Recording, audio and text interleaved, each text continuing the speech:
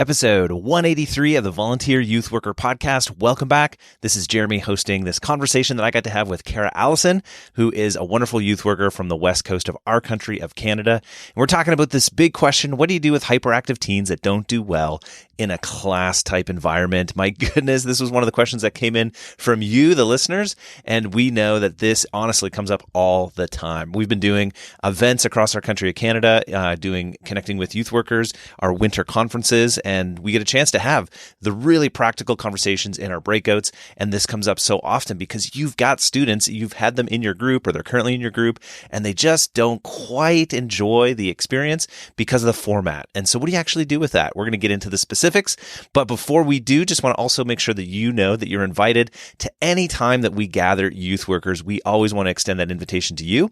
And so our organization, the Youth Worker Community, we've got some events coming up. If you're listening to this live, we'll be at today's Teens Conference in Ontario. We've got a couple other winter conferences, one in Edmonton, one in Winnipeg, and we're also hosting the Youth Pastor Summit in the East, so in the Greater Toronto area. And so all of those links for those events are in the show notes. We, of course, would love to see you there. And then if you're in a different place where you would love to get some training, just let us know. We always leave our my information in the show notes, so you can reach out anytime. And if you would like to have your particular team equipped and trained with some of the conversations that we get to have on a routine basis, we would love to find a way to either end up in your space or connect with you digitally. That would certainly be a blast. Well, let's jump into today's conversation that I got to have with Kara Allison. Welcome to the Volunteer Youth Worker Podcast. Youth ministries rise and fall on the volunteers. So we are here to encourage and equip you. Join the conversation as we tackle the practical questions you are asking so you can help the next generation know Jesus. Well, ladies and gentlemen, welcome back to this conversation here on the Volunteer Youth Worker Podcast, and kind of this early stages of a longer series that we're doing on some of the really practical questions. So, you know, if you've been listening for any length of time, that we do try to answer practical questions that volunteers are asking, and more specifically, recently, we've chased after and gotten a ton of great questions. And so you can actually preview some of the ones that are coming up. We got a link in the show notes if you want to speak to some of them even. We'd love to hear your wisdom if you've got even ideas after this conversation. But basically, we know that the work you do matters so much, but that sometimes there's things like, hyperactive teenagers. They don't do well in this classroom, and yet our ministry is set up to kind of focus everybody on these 20 or 30 minutes in small groups. And that's ideally where all the good spiritual conversation happens, and yet some kids just don't do well. So what do you do with that? And to answer that question, I'm so looking forward that you guys get a chance to hear from Kara Allison. Now, Kara, you've been on the podcast before a couple of times with some of your peers, but this would be, I think, your first time running solo. Would that be right? It is, yeah. This is my first time doing this by myself, but I'm looking forward to this conversation. I love it so much. Why don't you fill people in where you're coming from and your experience in youth ministry so that they get a sense of your ideas and even your expertise on this topic, because I think you've got some great expertise I'm looking forward to sharing. You betcha. Yeah. So my name's Kara. I am currently at Village Church in Langley in British Columbia. I've been here for about 2 years working with their grade 6 to 12 students. Before that, I was in Winnipeg for several years at a church there. And my background actually is teaching. And so I went to school to be a teacher, did a bunch of that, worked a lot with middle school kids where you hit that hyperactive teen setting almost every day. And so I think this conversation really comes from a lot of time in the classroom, but then a lot of time also with kids at youth and loving that both spaces. So, well, yeah, I absolutely love that because I remember, so I did not train to be a teacher. I trained to be a youth pastor. And so when I got into youth ministry and I was watching the small groups and in particular, my first middle school program, we had a big auditorium. And so all of the small groups actually met at the same time in the auditorium, and I could watch dysfunction on display, craziness happening. Yeah. And then also there's a couple of these groups and it was like, no, everybody was engaged, tracking with the leader. And those leaders were the ones who were like, hey, can we go to a different room because this environment's really distracting. Nobody seems to have a handle on their group. And it was always the teachers. It was always the teachers that I had as small group leaders that seemed to do so well at engaging students, even in this kind of fun environment. So, I mean, is this something that in your teaching preparation or even in doing stuff in classrooms, like, do they talk about this, like how to manage the hyperactivity of teenagers? Is that a class even that you've taken? Definitely, like trying to work with students is a thing of like, I don't know that we had any specific class, but you definitely want to like talk about the different needs and then trying to figure out how you work with those. And it's so case by case. And we see that, in youth too, of it totally depends on the kid, totally even depends on the day. Changes all the time. Oh, and that's the thing. So even though, hey, we'll bring some practical ideas, and I know, Carrie, you've got some great thoughts for us today. We know that the specifics can be difficult to manage, and so if you've got something that's hyper specific and you're listening, send us a note, and hey, we can answer that even really specifically. But I know I've seen chaos in small groups. Oh my goodness, I've seen so much chaos in small groups. It used to be actually, Kara, I didn't even tell you this ahead of time, but part of this journey is because when I first started being a youth pastor, we had every single week, the next morning, the church custodian would come and he would take me around the building and show me all the places where damage to the building happened. Seriously, legitimately. And it was like, those jokes about like, we've had 0 days since an incident. It was like every week there was going to be damage to the building, holes in the wall, so on, so on, so on. And it was a part because we didn't know how to deal with the wide range of students that come into our program. So in light of all of that, fill us in. Like, how do you think about this? How do you train your leaders? What do you do when you've got hyperactive teenagers that don't do well in a classroom environment? Because you do small groups too, so I know that this is right down exactly what you guys are up to at Village. Oh, totally. Yeah. Well, it's funny because even when I agreed to do this podcast, I thought, like I have so many good things I can share. This will be great. And I went to youth, and it was that night, and it was literally our most chaotic night I think I've ever had of youth. There was just small groups were falling apart. The leaders were frustrated with their kids. Like I literally thought one of my leaders might quit after that night because it was just like so hard. And so walking out of that, it was like, okay, I do not have it all together. But it made me think then really practically of we're literally doing this right now. So what can we do to set this up well for our leaders to succeed, but also then for our kids to have a good experience? And so when I start thinking, sorry, go ahead. That's so helpful. I just want to jump in there because I think you're right. If you're a volunteer and you've had night after night of bad experiences, you probably sometimes wonder, do I keep going back to that because it is so chaotic?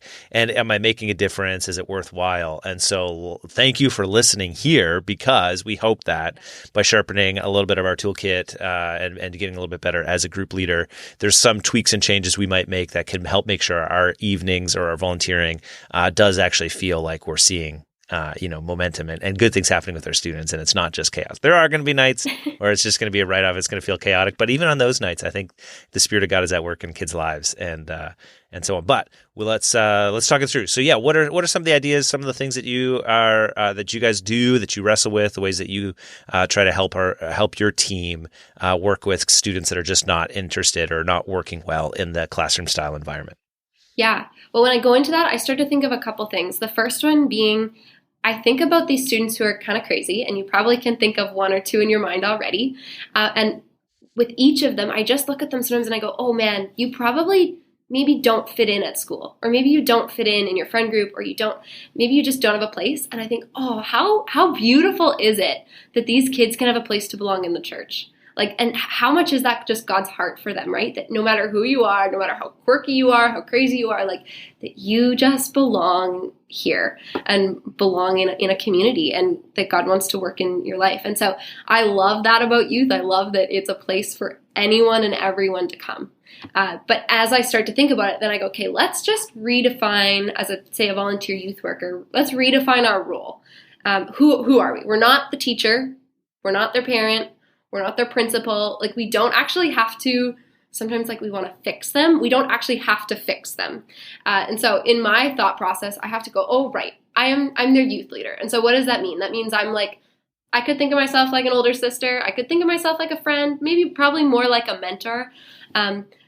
Just someone who's going to speak into their life, who's going to encourage them, who's going to walk with them, and not someone who actually has to fix all of their behavior and course correct them in every way.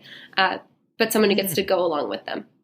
So I start by thinking that's so helpful, because honestly, I know Man, for myself, but I also know a ton of volunteer youth workers that I've been with. And a lot of times we feel that pressure that, part of our responsibility to our students is to make them behave. Mm-hmm. And what you're saying is, no, that's actually not the call. We're not called to make them fit into a structure and then help them sit down and circle up. Some of those things can be helpful for, the other reasons for us gathering. But the point of us being together is not to change people's behavior in that kind of way. Is that what I'm hearing you saying? Totally. Yeah. And I even think with these kids, like, I sometimes have to ask the question, like, what's the goal here? And I think we know the goal. We know the big picture. We want to help them love Jesus. We want to see them grow in their faith. We want to see them just belong in this community and to have a deep relationship with Jesus. And those are so important. But at the end of the day, too, I also go, I want these kids to, like, walk away just having a positive experience with church. If this is the only time they're going to set foot inside of a church in their lifetime, I want them to, like, remember people who loved them. They had a lot of fun. They knew how to laugh, and they had real authentic conversations. And so less about I was forced to sit in a chair, but more I just had great relational experiences with people. And so I start to think about that too. What is the experience that they're going to have? And then I just go, Lord, would you give me a love for this student? And sometimes that's every youth night praying it, like, just God, help me genuinely love them. And so often he changes my heart to do that. And I get a little bit of a soft spot for some of these kids then. But yeah, those are some of the principles that I'm thinking through even before I practically go into the conversation of what it looks like. But that sets me up and helps set my leaders up too. I love that. So first thing, just checking your perspective, checking your expectations. And you know what? I honestly hadn't even thought to lay out, and this is so wonderful if you're a volunteer, and even if you're a point leader, you'll want to bring this to your team, that one of our hopes and our goals can be that students would have a positive experience with church. It's so interesting if you've done this for any length of time, to see people come back to church in so many ways. Like, I guess maybe when people get baptized, this comes out quite a bit. If you're a part of a church or ministry that baptizes people and gets them to tell their story, so often their story is tied to experiences of church in their younger years, as a kid, as a teenager.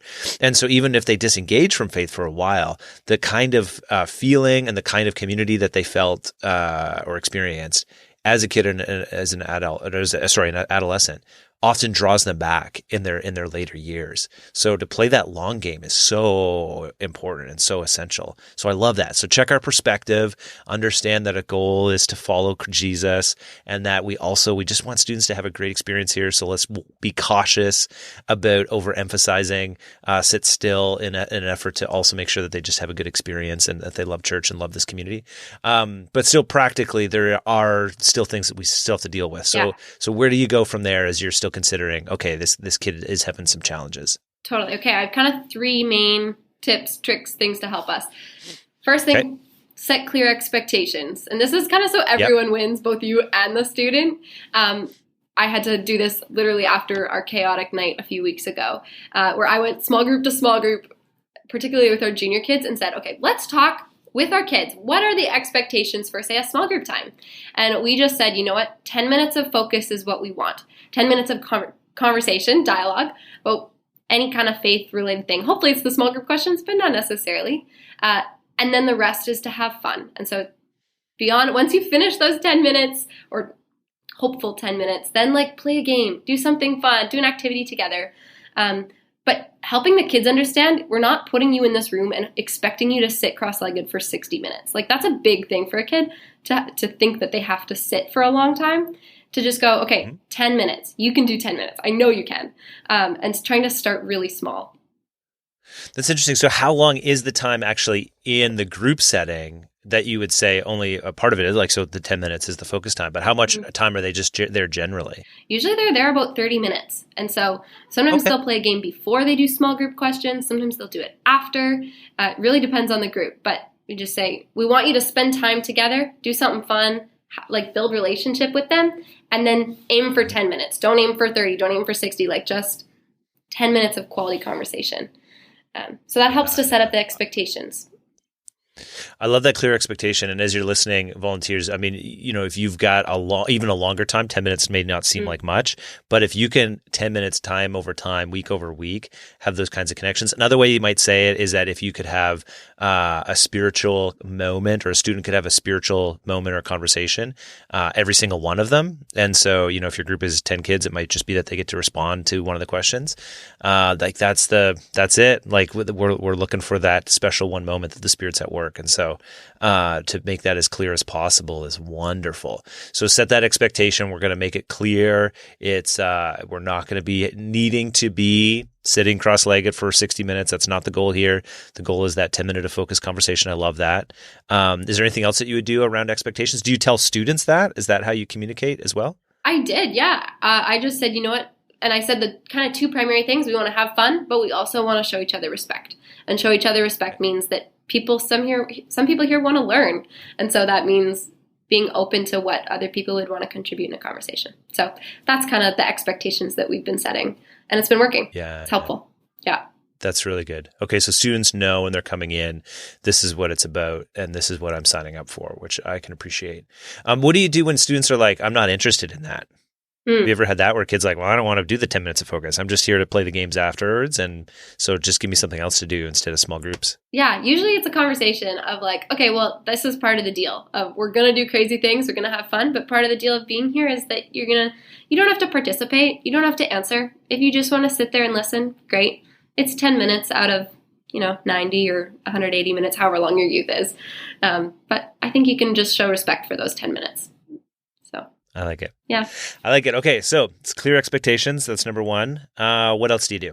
Yeah. The second thing would just be to collaborate with parents and families. I think it's recognizing that their parents would know, or parent or guardian, like they would know this kid the best. And so case by case, it's trying to get to know them, to build relationship with them, to ask the questions of how can we help your kid just really thrive here? What would be helpful for them specifically? So getting to know them is really great. Getting their expertise, their opinions. Even sometimes checking in, honestly, for you as a volunteer, checking in with your youth pastor, because there might be pieces that you don't actually know fully, maybe about their story, about their history, how they got connected with youth. Even those pieces sometimes can help give a better sense of compassion and empathy for this kid and their story. Yeah. Okay, so asking deeper questions. So volunteers, if you don't have access to the parents, this is a beautiful thing to do, just even generally as a principal, but to reach out to the parents of the kids that you're a small group leader for. And again, trying to make it as clear as possible, because sometimes that's like, well, how do I find their number? Or where do I go to get them? Or that's a big commitment. I got to go to work next week or tomorrow. And so I would say at pickup and drop off, two great places to meet the parents. And so, if you can coordinate it as such that you're there and that you're not needed inside. So you say, hey, to your student as they go, and then oh, hey, just a second, couple quick questions for you before you jet. Or if it's at pickup, you're waiting for them and you know which kind of parents you're looking for. But that's a great question, because for parents, they want their kid to thrive and they know their kids have got quirks. And oftentimes they've got way more information on how to deal with them, because they have to deal with them for the rest of the time. You've got 90 minutes and these parents are dealing with the 90 hours. So I love that idea that we could involve the parents in the conversation. Has that ever been received? Have you had experiences with that where it's warm received or not warmly received, or in between? What's the experience like that, Kara? Yeah, I think sometimes I go into it more, I think fairly nervous, to be honest, of, what are they going to say? But I think that's exactly what you said, of they know that their kids has good moments and also has bad moments. And so this likely isn't new to them. And so, yeah, I think for the most part, it's been so well received and appreciated of oh my goodness, you take the time to care for my kid and you actually want to be really intentional about that and you want to know them. That's wild to parents, of someone that just cares because they care and because they want to see this kid thrive. Yeah. Yeah. And if you're doing the conversation, I would make sure you don't emphasize the negative parts of it. Parents are going to naturally extrapolate and assume that if you're saying oh, we have just, he's a little bit excitable and doesn't always fully pay attention to the questions, the parents are going to 10x that and be like, "Oh, my kid's a nightmare in the room." So just make sure that you're very cautious about that what you're bringing forward, but in a positive light of like, "Hey, we just want to make sure that John has a great experience." And it seems like it's sometimes difficult for him to pay attention or sit still or whatever. What would be helpful, or what do you think could be good, or that kind of stuff? Well, that's a great way to have it. A teaching hack that they do teach you is you always want your first interaction to be a positive one, and so. In teaching world, you want to send an email or note or whatever in September right away. If we just love having your kid here. And so you want to start off as best you can. So if you can do that before you go into these hard conversations of they were a terror, you're going to have a little bit more relational currency going in. Yeah. Yeah. And if you're not a parent listening as a volunteer youth worker, know that any bit of information of the student back to the parent of like, hey, this is what your kid is like when you don't see them, and it's a positive thing, that's so valuable. So for parents, they only know what they see, of course, when their kid's in their own, purview. But when somebody says, hey, when you're not seeing that kid, he's been so kind to his friends, or, I was so impressed with how he prayed at the end of our group time, or he had a thoughtful question. It could be as simple as, he just opened the door for somebody. But that little bit of information in the sense of an encouragement means, again, to parents, they're going to 10x it and be like, oh my goodness, thank you so much. This is so valuable. So we love that. And we love, communicating with families as best as we can. Okay. So set clear expectations. That was your number one. Number two, let's talk to the families and just check in. Hey, there's some ideas, some strategies. What have you seen? What works? That's really great. And then ultimately, do you have some ideas on what we should do once we do those two things with the kid that's struggling? Yeah. So the third one is just to involve them and embrace them. I have this one girl she's a little bit wild, but she always wants to help me with things. And once I used to tell her no of it's okay. And then I had this moment where I was so convicted and I just thought, who am I to stop what God is doing, what God might want to do in someone by refusing her to be involved? And so it's kind of changed my perspective of, okay, she's crazy, but she loves helping at the food bank. And she does that every week with her parents. And so I realized, okay, how can we take that energy that's a little crazy and then direct it into something that she's already so passionate and excited about? And so for us, she's my snack helper. Like her and I, we serve the snacks, and everyone knows that me and her are going to give her the snack. And anyone else, we would love for them to join in too. But it's just been a way that we've been able to take her energy and focus it in a really good way. But that totally depends on the kid, right? So for some, it might be a fidget spinner or one of those pop-it plastic toys. In other groups, we're doing adult coloring books because it's helping them to focus and have something to do, even while they're discussing the questions. Other kids just need to burn energy and get some of it out before they have to sit. Some do really well with one-on-one attention, where that's hard because you need more people. But if you can have that, that's super helpful for them. And then it goes back to like having some boundaries too, of whether it's small group time or certain areas that are off limits, but making sure those are clear. Yeah. That's so good. So these creative ideas just help us to remember, okay, the point isn't that we sit in a circle and talk about our feelings. Like the point is much deeper than that. So what do we do to get to that goal of helping students to follow Jesus, the tweak and change? It makes me think, you mentioned just, burn off energy. I've had so many good, like even in my own journey with like my own mentor, so many good conversations on walks and like that idea of being moving in action. Yeah. And then yet you can still have in lots of ways, maybe even deeper conversations, as you do those things. So it adds an element of distraction. Obviously you got to get things like checked off. Are we allowed to go outside the building or whatever it might be?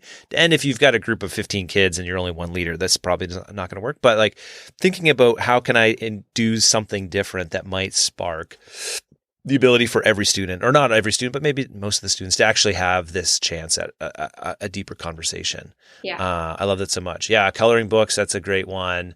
What about spaces? Do you change, like, have you had to adjust how you gather or where you gather for the sake of some of the small groups? Yeah, we really have. And we've actually found that being consistent in where small groups meet within the building really helps, because they know the space that they're in, they know the expectations. The really bad night we had was another group was moved to a different room, and that just set them off because there was new things to play with, new distractions. They were playing with the bathroom door, like it was messy.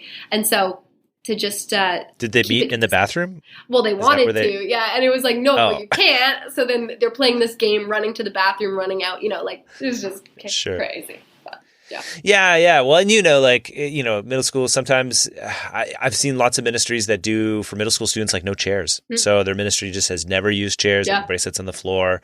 And there's just something a little bit simpler about that, which, can work for some spaces. If you can clean the space ahead of time so it's a little bit more, devoid of things that are distracting, that could be helpful. Some of my worst chaotic nights are when you put like grade 6 boys in like the boardroom of the church or something. Yeah. So they got those nice big giant rocky chairs and they're spinning and they're rocking. And it's like, I guess we probably could have seen that coming if we had thought of that ahead of time. Yeah, totally. Well, my ending encouragement for volunteers is I was thinking about my one girl. We took her to camp with us and she was just kind of everywhere the whole week, everywhere. And you're going, oh my goodness, this is so exhausting trying to keep up with her. And on our last day at camp, we had a fire where the kids were challenged to like answer a question of what God had been teaching them. And so kids are coming up, they're sharing, and all of a sudden I see from the corner of my eye this one girl making her way down to the front. And I'm thinking, what could she possibly share, after the whole week of trying to manage this behavior, right? And she gets up to the mic and she just says like one sentence. It was, I learned that Jesus hears me when I talk to him. And then she handed me back the mic and she walked back away. And I just thought, whoa, this was an exhausting week to be with this kid. Mm-hmm. But it is so worth it when they have these like little short and sweet epiphanies of what it means to follow Jesus. And even when it looks like we're not getting anything through to them, like we still are. And they're picking up on things and they're observing things. They're noticing how we treat them. It's rich. Oh, that's so good. And so, so for any of you that are listening that are like, man, it just seems like this is a constant struggle. Honestly, your approach to this challenge and the way that students experience you as you wrestle with the craziness of hyperactivity in the room might actually be the thing that speaks to them, that they remember, that they think of. It's like, it was never going to be anything that you said. It was always going to be the way that you treated them when they were as they are, as hyperactive, and that spoke God's love to them in profound ways. Wow. That would be wild. And so many times we don't hear the final story, right? It takes years, decades, sometimes even to get a fraction back. So that's so cool that you got that chance, even at the last night of camp, to be able to hear that something good was happening in the life of that student. Oh, I love that so much. Okay, so for Kara, these are great thoughts. So we're going to set expectations. We're going to make sure to talk to the families, and then we're going to just embrace some of the challenges here and come up with some creative ways. And you mentioned things like get some fidget spinners. You said, go for coloring books, change the environment up a little bit. I've used before, I know we didn't mention this yet, but like incentivizing people with food. Hey, if you sit and you listen, I'll throw a Timbit at you. And sometimes that's enough to go with it. You can get crazy and you can do prizes, you can do all that kind of stuff. But the bottom line is you got to find creative ways to engage with those students and make sure that they continue to hear the gospel in profound ways. Kara, we used to do at the very start of the podcast, I'm going to ask you to do this. I'm going to put you on the spot, actually. Okay. At the very start of the podcast, but a lot of episodes we would end by praying for volunteers. So if you're listening to this, maybe you're on your way to your youth night tonight, or you're thinking about the ministry. And the challenges as it pertains to some of the kids in your group. Kara, would you close us off by just praying for the leaders that are about to invest into the lives of some kids that maybe are a little bit challenging? Yeah. And that the Spirit could still work through all of that. Let's do it. Lord God, I thank you for this volunteer and their heart to love kids. I ask that as they think through their youth and they think through their small group and their students, that you would just give them a genuine love for the kids that are showing up in front of them, that you would give them eyes to see the needs, eyes to see their quirkiness, and just to love them where they're at. Would you give them favor with their parents, with the student? Would you go before them and help them? Would you give the student even ears to hear, just the little things, and that they would walk away encouraged, and that this would continue to help build their faith and their trust in you. Lord, we ask that you'd go with these leaders into the things that they're doing. And thank you for the ways that you are working through them and in them. Amen.